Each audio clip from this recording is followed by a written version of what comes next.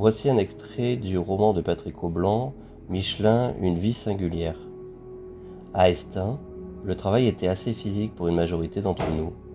Ce n'était pas une usine de production à part entière, mais essentiellement un dépôt de pneumatiques.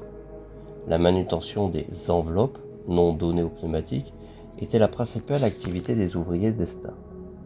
J'avais échappé récemment à ce travail physique pour occuper un poste de gestionnaire de stock, ô combien confortable en comparaison de mes précédents emplois.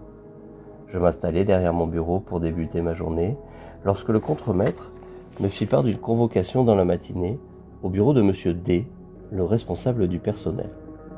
J'avais déjà rencontré ce monsieur lors de son arrivée, quelques mois auparavant, mais je n'avais aucune idée du motif de cette convocation.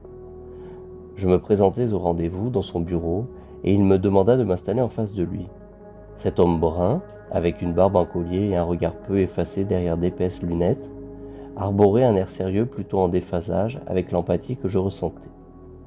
Faisant suite aux échanges classiques d'accueil, monsieur D prononça ces quelques mots. Lors de notre dernière rencontre, vous avez exprimé votre attirance envers les outils informatiques et il se trouve que Michelin recherche des analystes programmeurs.